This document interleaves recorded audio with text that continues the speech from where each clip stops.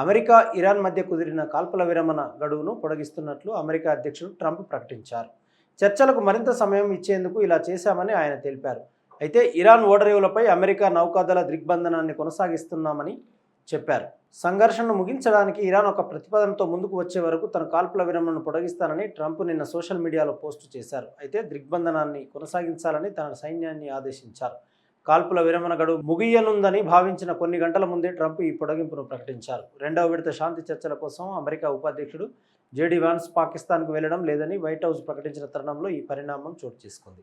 చర్చలు విఫలమవడానికి ఇరాన్లోని అంతర్గత కలహాలే కారణమని అమెరికా అధ్యక్షుడు పేర్కొన్నారు. కాల్పుల విరమణను పొడిగించాలని పాకిస్తాన్ నాయకత్వం తనను కోరిందని కూడా ఆయన తెలిపారు. పాకిస్తాన్ సైన్యాధిపతి అసిమ్ మునీర్, ప్రధానమంత్రి షబాజ్ షరీఫ్ల ప్రత్యేక అభ్యర్థన మేరకు తను ఈ నిర్ణయం తీసుకున్నట్లు ట్రంప్ పేర్కొన్నారు. ఇరాన్ నాయకత్వం ప్రస్తుతం రెండుగా చీలిపోయిందని, ఒక ఉమ్మడి ప్రతిపాదనతో చర్చలకు రావడానికి వారికి కొంత గడువు అవసరమని పాక్ నేతలు ట్రంప్ను కోరారు. ఈ నేపథ్యంలోనే కాల్పుల విరమణ పొడిగిస్తున్నట్లు ట్రంప్ తన ట్రూత్ సోషల్ సైట్లో పేర్కొన్నారు.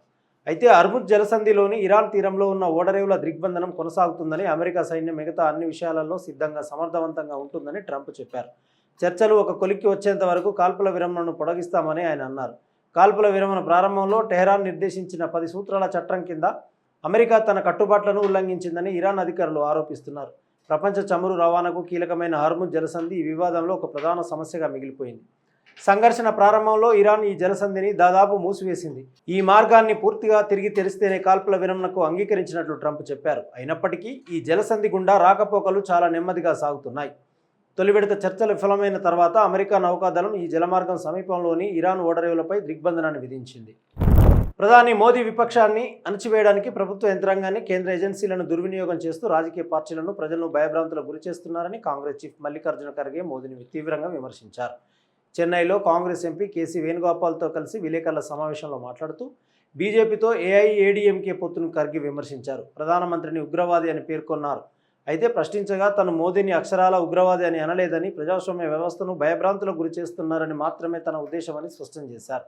ఆయన ప్రజలను, రాజకీయ పార్టీలను భయభ్రాంతులకు గురి చేస్తున్నారు, అధికారాన్ని, ప్రభుత్వ యంత్రాంగాన్ని దుర్వినియోగం చేస్తున్నారు, ప్రతిపక్షాన్ని లక్ష్యంగా చేసుకుంటున్నారని ఖర్గే అన్నారు.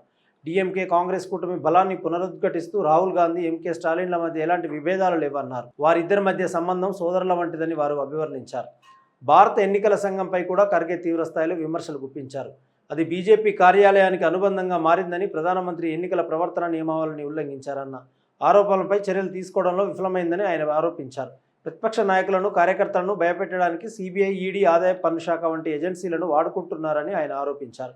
మహిళా రిజర్వేషన్ల విషయంలో కేంద్రం ప్రజలను తప్పుదోవ పట్టిస్తుందని ఖర్గే ఆరోపించారు. 2023లో ఏకగ్రీవంగా ఆమోదించిన మహిళా రిజర్వేషన్ల చట్టాన్ని ప్రస్తుతం ఉన్న 543 లోక్సభ స్థానాల్లోనే అమలు చేయవచ్చునని ఆయన పేర్కొన్నారు. ఈ ఉద్దేశం నిజాయితీ అయితే అమలును ఎందుకు ఆలస్యం చేస్తున్నారని ఆయన ప్రశ్నించారు.